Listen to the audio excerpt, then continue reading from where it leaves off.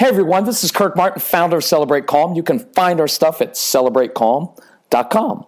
And if you ever need any help, contact my son. His name's Casey, Casey, at celebratecalm.com. He will treat you so well. He has the best customer service on the planet.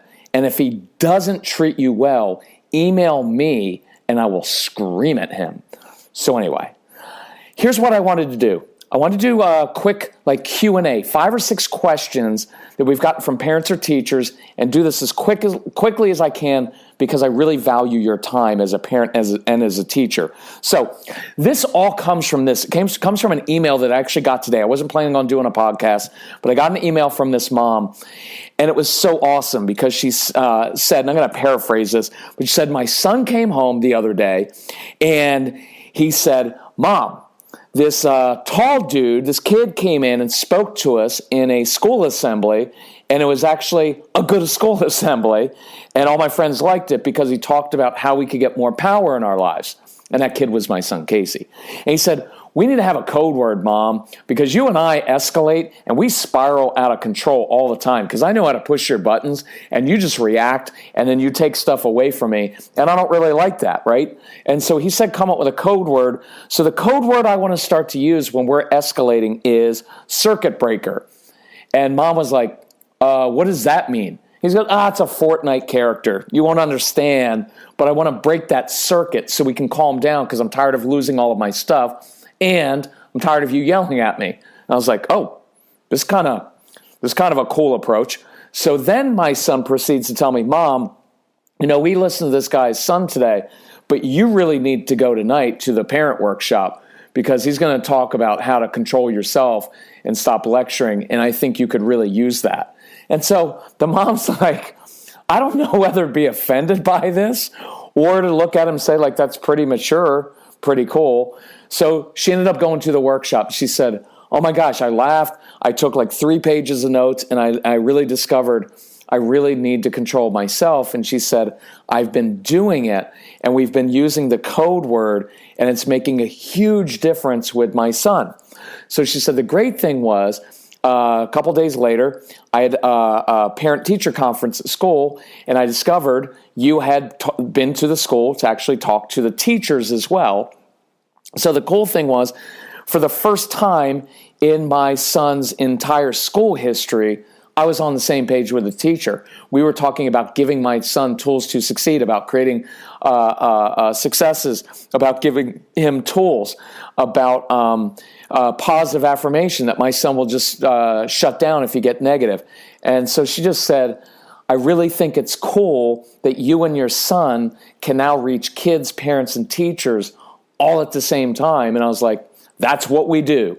So, by the way, if you're interested in that, reach out to the big tall kid, my son Casey, and just email him and say, hey, come to our school, come to our church. Tell us the name of your school, church, organization, foster care agency, city, state, and he'll send you a proposal very, very quickly. And by the way, he should get back to you within a couple hours. Now, sometimes if we're traveling, maybe a little bit longer, but we're pretty responsive.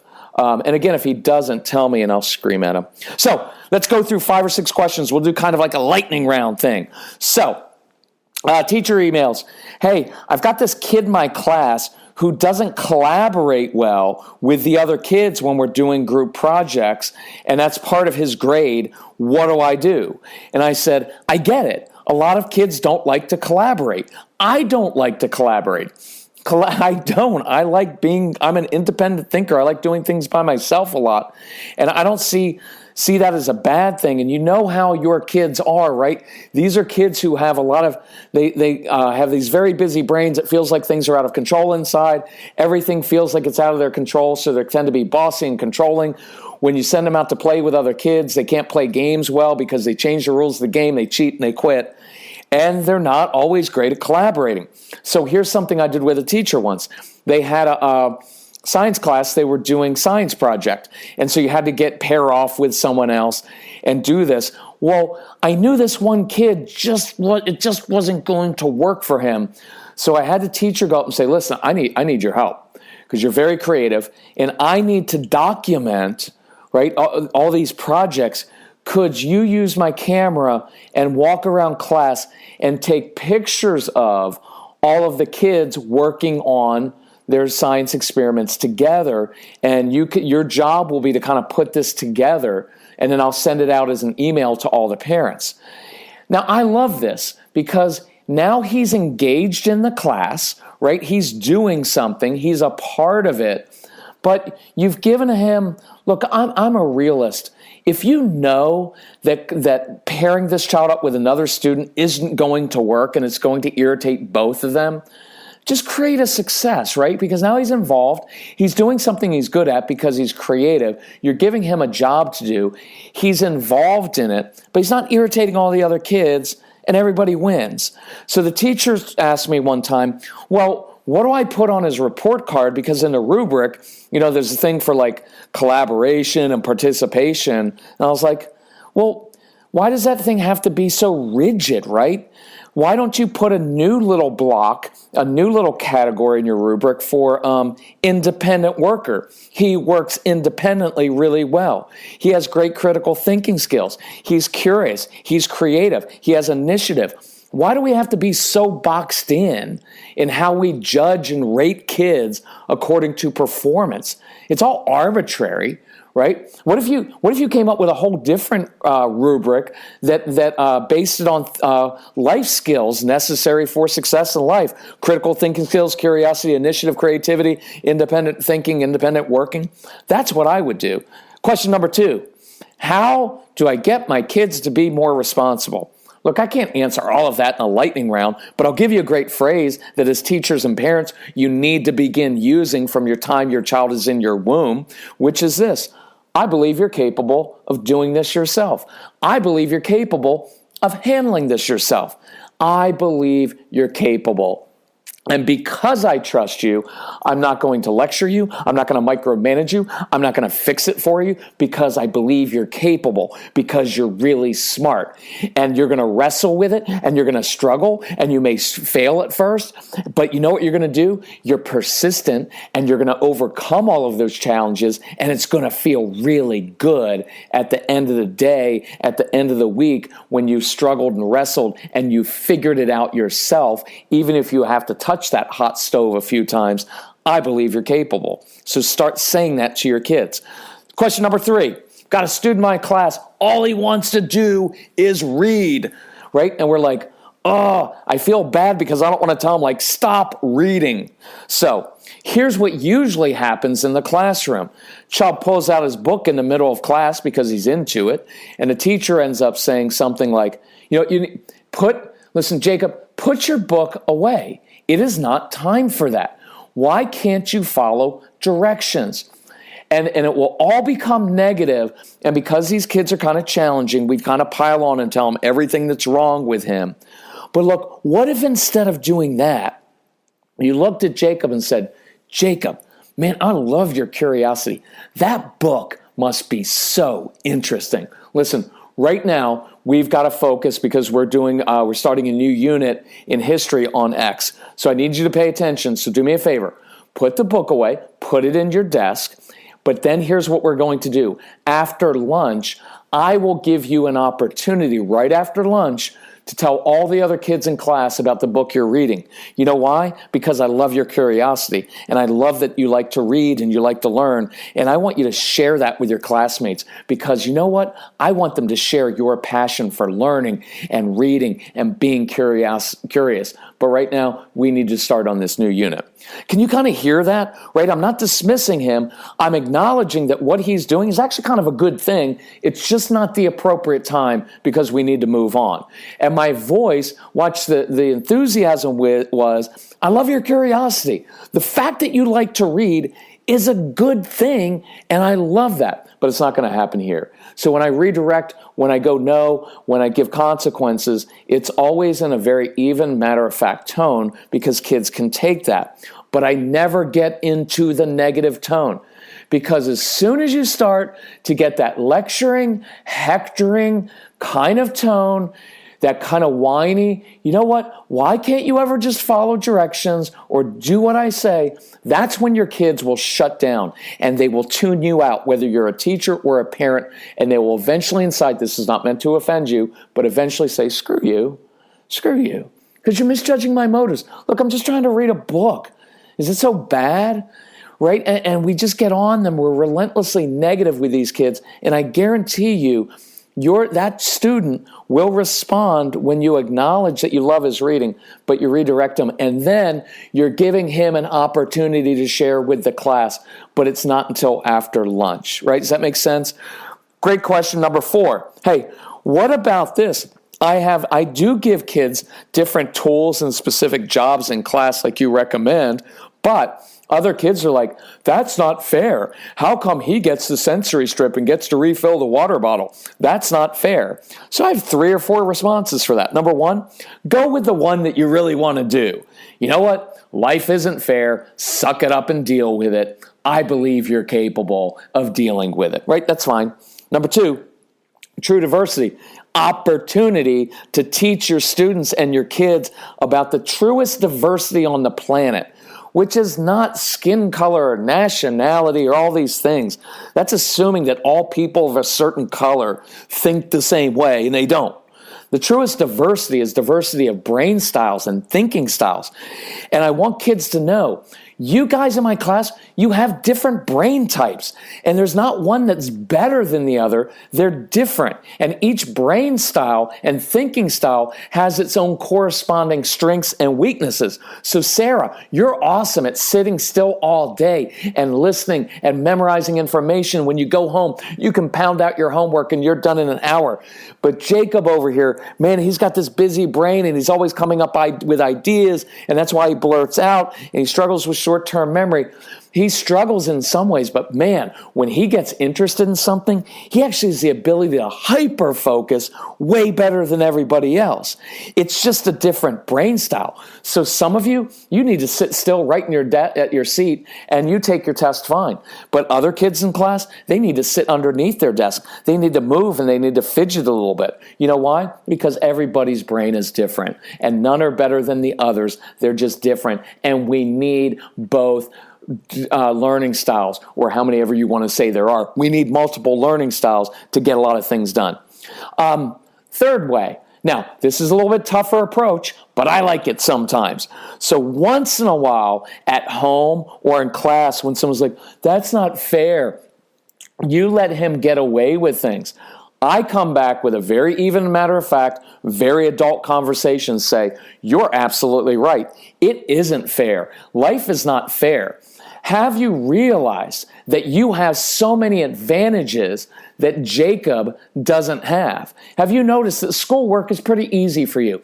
It's easy for you to sit in class all day. You get your homework done very quickly. Nobody's yelling at you. You get up in the morning, you come to school. You know why? Because you have friends at school. You get invited to birthday parties. But have you ever noticed that Jacob, your classmate, your brother, you ever notice how often he's in trouble? Ever notice that it takes him 3 hours to do his homework? That he doesn't get invited to the birthday parties? That life feels like he's swimming upstream? So no, it's not fair, because you have a lot of advantages that this other kid doesn't have. And instead of feeling like, oh, it's not fair, maybe a little bit of gratitude is in order here, you little snot. I'm kidding. You don't add that last part. You can just think it, right? But sometimes you have to call your kids out and talk to them like adults and say, yeah, it's not fair. You have all of these advantages that he doesn't have right now. So yeah, would you like to walk a day in that kid's shoes? Because I don't think that you really would. And that will provide perspective for kids. And here's the fourth response, which is this. Kids know. They know from the first day of school that little Jacob or kid who comes running into the classroom, they know he's going to be trouble. They know since first grade, he's been playing with their face and hair and getting all up in their business. So by the time you finally get around to giving him special jobs in the classroom to create successes, you know what they're really thinking? Thank God. It's about time you gave the kid a job and created a success. I could have told you that 3 years ago. Stop yelling at the kid and instead giving him gives him tools to succeed. That's truth, because kids know the other kids that are difficult. Question number 5. So I've got this kid, and he gets upset in my classroom, and I don't know how to calm him down without drawing attention to him. And so how do you calm down a kid? So let me give you an example that I used in a real life situation. So this was a kid, he'd gotten upset, he had thrown something in the classroom, and then he dove right underneath his desk. And now he's there. And so typical teacher response, which is what we've all been taught, is you get down, you look him in the eyes, you're like, Jacob, what's the matter, buddy? What's the matter? And what the child hears is, what's the matter with you? What's wrong with you? By the way, never look kids in the eyes when they're upset. Just don't. So I remember I was in a classroom, because I've spent a lot of time in classrooms, and I asked the teacher if I could handle it. So I walked up to the kid, and I'll show you 2 different ways to handle this. One is, I just walked up, no eye contact, and I said, Jacob, listen, I'm new to this class, and I really want to draw. Could you do me a favor? Could you help me find the crayons or the drawing pencils, because I'd really love to draw something with you, because I've seen by your paper on your desk that you're really good at doodling and drawing, and I'd like to draw with you.